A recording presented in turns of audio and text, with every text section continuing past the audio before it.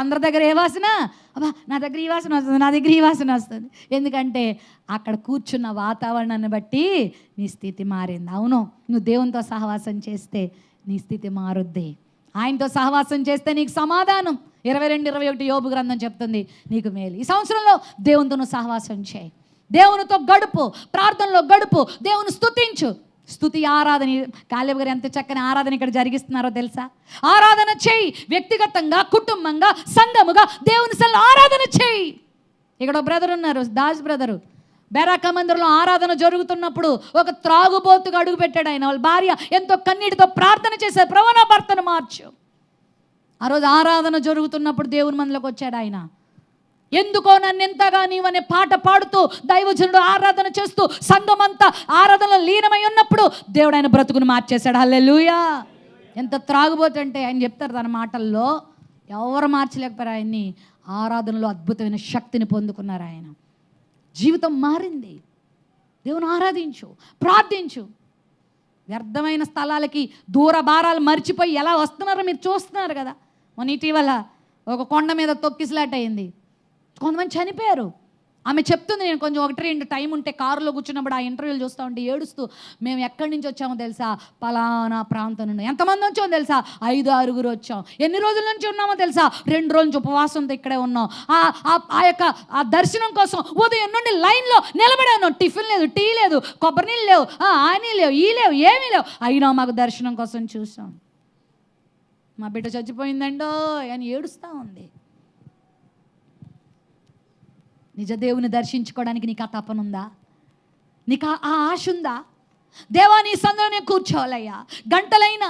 ఇదిగో ఒక రోజులో 24 గంటల సమయం దేవునికి ఇస్తుంటే మనం చాలాసార్లు ధనములో దశంభాగం ఇస్తాం. కొంతమంది అది కూడా ఇవ్వలేని వాళ్ళు ఉన్నారనుకోండి.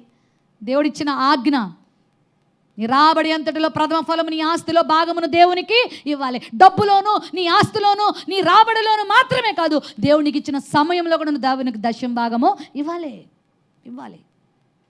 ఒక మాట చెప్తాను, నీకు చదువు లేకపోవచ్చు, బంధువులు లేకపోవచ్చు, విద్యా జ్ఞానం లేకపోవచ్చు, డబ్బు లేకపోవచ్చు, వీళ్ళందరినీ మించిన స్థానం మాత్రం ప్రార్థన ద్వారా నువ్వు అయితే పొందుకుంటావు. నమ్మిన వాళ్ళు హల్లెలూయా చెప్పండి. దేవుడు నిన్ను సిగ్గుపరచడు, నీ తల దించడు. తనతో సహవాసం చేసిన వాళ్ళని దేవుడు నిలబెడతాడు, అభివృద్ధి పనులు తీసుకొస్తాడు. నిన్ను దేవుడు విడిచిపెట్టాడు. చేయి, ప్రార్థన చేయి. ప్రార్థనా శక్తి, దేవునితో సహవాసం. ఒకవేళ ఎవరైనా అతడు ప్రార్థన చేస్తున్నట్టు చూస్తే ఏమవుతుంది చెప్పండి? ఇప్పుడు నేను స్వేచ్ఛగా ఉన్నవాడు కాదు, ఇతని కోసమే చట్టం చేశారు, అక్కడ శాసనం పుట్టించారు. ఏంటనంటే ఎవడైనా 30 రోజులు ఏ దేవుడికి ప్రార్థన చేయకూడదు, చేస్తే సింహాల గుహ కాదు, వాళ్ళ తాత గుహంలో అయినా వేసుకో, నేను మాత్రం ఏం మానను. ఒక పాట వచ్చింది ఈ మధ్య, నేను మానను, కృతజ్ఞతలు అర్పించుట మానను. ఎంత చక్కని ఆరాధన అది. మానేస్తున్నావా? చీమ చిటుక్కమంటే మానేస్తావు, ఏదైనా నొప్పి అంటే మానేస్తావు, ఎవరో చుట్టం వచ్చాడంటే మానేస్తావు. నో, ఈ సంవత్సరంలో మానద్దు. చేయి. శాసనాలు మారిన, పరిస్థితులు మారిన, దేవుణ్ణి ఆరాధించు. చివరికి ఆయన దేవుని విషయంలో తెగింపు కలిగి జీవించాడు. ఏముంది ఆయనలో చెప్పండి? బెదురు లేదు, భయం లేదు, దేవుని కొరకు తెగింపు. ఏమండి ఈ రోజుల్లో అనవసరమైన విషయాల్లో తెగింపండి. చాలామంది అనవసరమైన విషయాల్లో తెగింపు. ఒక అమ్మాయిని ప్రేమించి ఆ ప్రేమను కనుక కోల్పోతే, ఎందుకు నా బతుకు, చచ్చిపోతాను. తల్లి గురించి ఆలోచించడు, తండ్రి గురించి ఆలోచించడు, అక్క చెల్లెల గురించి ఆలోచించడు, తన గురించి ఆలోచించడు. ఒక అమ్మాయి నిరాకరించిందని ఆత్మహత్య. తెగింపు కాదా అది? ఒక అబ్బాయిని నిరాకరిస్తే జీవితాన్ని ముగించుకోవడం, లేకపోతే ఏదో అయిపోతే జీవితాలని అప్పగించటం. దేవుని కొరకు నీకు ఆ తెగింపు ఉందా? నీతి కొరకు ఆ తెగింపు ఉందా? నీతి కొరకు హింసించబడువారు ధన్యులు. ఏమండి, నీరు సింహాల గుహలో వేసేస్తానంటే ఆగాడా? ఏం పర్లేదు, వేసుకుంటే చచ్చిపోయిన ఎప్పటికైనా చచ్చేదే. ఎప్పటికైనా ఈ జీవితం ఏమైనా ఉట్టి కట్టుకుని ఊరేగేది కాదు. బతికాయన ఎంతవరకు దేవునికి స్తోత్రం. నాకంటే చిన్నోళ్ళు ఎంతమంది చచ్చిన వాళ్ళు ఉన్నారు, నన్ను దేవుడు బ్రతికించాడు. బ్రతుకుట జీవించుట ఎవరి వశంలో ఉందో తెలుసా? ఇందాక యూత్ మీటింగ్లో కూడా బెల్షస్సర్ గురించి మాట్లాడుతూ సకల ప్రాణుల జీవితం ఎవరి వశంలో ఉందంటే ఆయన వశంలో ఉంది. నువ్వు ఆయన వశంలో ఉన్నావు. Don't worry. ఆయన సెలవు లేకుండా ఎవడు నీ వెంట్రుక కూడా తీయడు తెలుసా? ఎవ్వరేం చేయలేరు. పద్మాసు ద్వీపంలో పడిపోయిన యోహానుకి మొట్టమొదటిసారి ఏం చేశారు తెలుసా? చంపడానికి ఒక పెద్ద యోక్ అనేటువంటి ఒక జంతువు చర్మంలో మరి కలిపి పడేస్తే, అసలు ఆ చర్మములో పడితే గనక చుట్టి పడేస్తే ఎండకి ఎండి కృషించిపోయి చచ్చిపోతారు. 10 రోజులు కాదు, ఎన్ని రోజుల నుంచి మనోడు కృషించలేదు. మరి యోహాను గారు, శిష్యుడైన యోహాను గారు చంపలేకపోయారు. ఆ తర్వాత మండుచున్న ఒక భయంకరమైనటువంటి ఆ నూనెలో పడేశారట. అందులో పడేస్తే ఒక వడియం వేగినట్టు వేగిపోవాలి కదా, డీప్ ఫ్రై అయిపోవాలి. అవ్వలే. మన షడ్రక మేషక అబేద్నెగోలాగా ఈత కొట్టడం మొదలు పెడితే ఆ రాజు చక్రవర్తి గడగడ వణిపడు, ఒరే ఏంట్రా నాయన, మనిషా లేకపోతే ఎక్కడి నుంచి వచ్చాడు ఈయన, తీసేయండి బయటికి. ఎన్ని శ్రమలు ఆయన పెట్టినా చంపలేకపోయారు. ఇంక మనం చంపలేము. ఈయన చూస్తుంటే నాకు టెన్షన్ వస్తుంది, తీసుకెళ్ళి ఎక్కడ పడేయండి, పద్మాసు ద్వీపంలో పడేయండి. పడేయడం చాలా మంచిదైంది. ప్రకటన గ్రంథం బయటకు వచ్చింది. ఆమేన్, హల్లెలూయా. దేవుడు సెలవు లేకుండా నిన్ను ఎవ్వరు ఏం చేయలేరు. చర్చికి వెళ్తే ఉద్యోగం ఇవ్వను, చర్చికి వెళ్తే అన్నం పెట్టను, అలాగే ఇలా నిన్ను ఎవరైనా ఇబ్బంది పెడుతున్నారా? భయపడిపోతున్నావా? నిలబడు ప్రభు కోసం. ప్రభుని గొప్ప కార్యాలు చేస్తాడు. ఈ 4 పనులు చేయటం వల్ల దానియేలు దేవునికి ఎలా కనబడ్డాడు? నిర్దోషిగా కనబడ్డాడు. దేవుని కొరకు నమ్మకమైన వ్యక్తిగా కనబడ్డాడు. తన దూతను పంపించాడు. సింహములు ఏ హాని చేయకుండా చేసి నిన్ను కూడా దేవుడు కాపాడతాడు, నిన్ను నిలబెడతాడు. ఏ సింహం రాని, నిన్ను బెదిరించని, అదిరించని, ఏం భయపడద్దు. దేవుడు సింహం కంటే శక్తి కలిగిన వాడు. హల్లెలూయా. నీకున్న ఏ సమస్య ఒక సింహంలాగా నీ ముందు బెదిరిస్తున్నా అంతకన్నా గొప్పవాడు నీ దేవుడు అని గుర్తుపెట్టుకో. పాదాభివందనం చేసేలా దేవుడు చేస్తాడు. మా జీవితంలో మేము చెప్పగలం. ఒకప్పుడు విమర్శించిన వాళ్ళు, చంపడానికి వచ్చిన వాళ్ళు, ఒకప్పుడు మమ్మల్ని బాధించడానికి వచ్చిన వాళ్ళు, ఈరోజు మాకు సహకారులుగా మారిన వాళ్ళు చాలామంది ఉన్నారు. ఆమేన్, హల్లెలూయా. జీవితంలో ఎన్నో కార్యాలు దేవుని ద్వారా చూస్తున్నాం, పొందుతున్నాం. మీరెందుకు పొందకూడదు? తలలు వంచండి, ప్రార్థన చేద్దాం.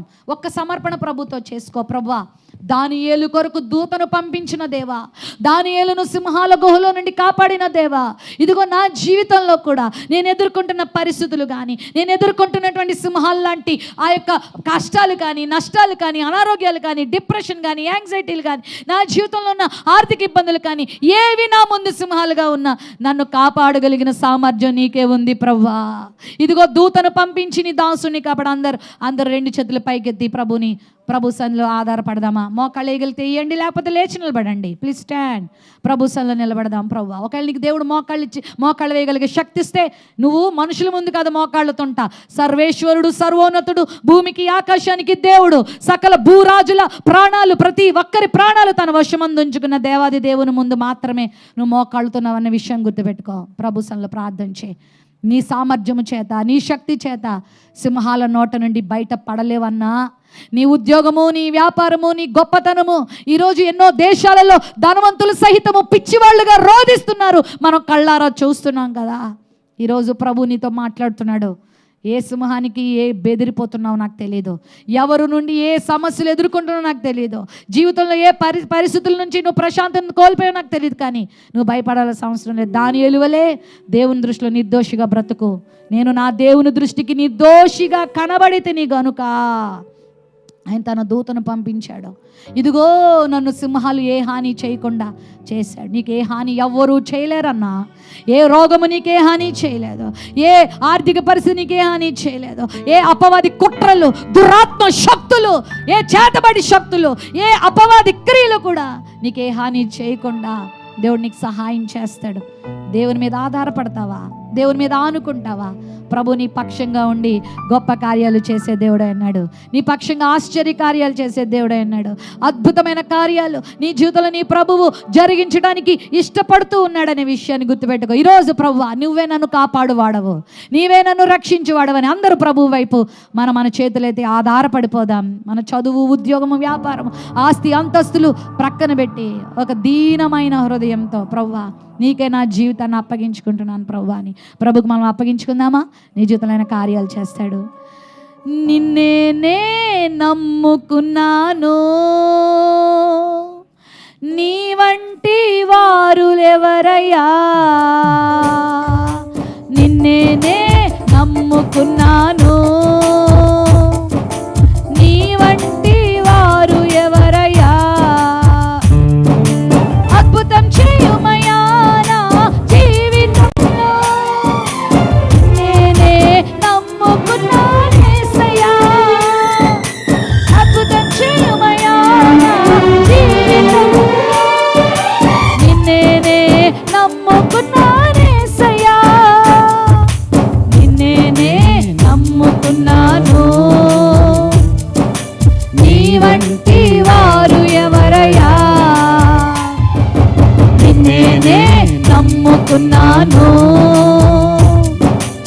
నీ వంటి వారు లేరయ్యా. ప్రేమ నమ్మకం కలిగిన మా తండ్రి, మేము నమ్ముకున్నది మా కండబలం, అండబలం, గుండె బలాన్ని కాదు, మాకున్న వెనకాల ఉన్నటువంటి వారిని కాదు, మా బ్యాక్గ్రౌండ్ని కాదయ్యా. దానియేలు నమ్మినట్టుగా మేము నిన్నే నమ్ముకున్నాం నాయన. నేను నమ్మిన వాళ్ళ పక్షంగా నువ్వు కార్యాలు చేసే దేవుడు అయ్యా, నీ దూతను పంపించే దేవుడు అయ్యా, కాపాడి రక్షించే దేవుడు అయ్యా, తలెత్తే దేవుడు అయ్యా. అయ్యా, అద్భుతాలు మా జీవితంలో చేయగలిగిన దేవుడు అయ్యా. ఈ సమయంలో ఎవరు ఇక్కడ నీ కార్యాన్ని ఆశిస్తున్నారో, ఆత్మీయ అభివృద్ధిని ఆశిస్తున్నారో, కుటుంబ అభివృద్ధిని ఆశిస్తున్నారో, నీ కార్యాలు ఆశిస్తున్నారో, వారందరి జీవితంలో అద్భుతము జరుగును గాక. నీ కార్యాలు వాళ్ళు చూడాలయ్యా. వాళ్ళు నీ జీవితంలో వారి జీవితంలో నీ యొక్క కార్యాలు అనుభవించాలయ్యా.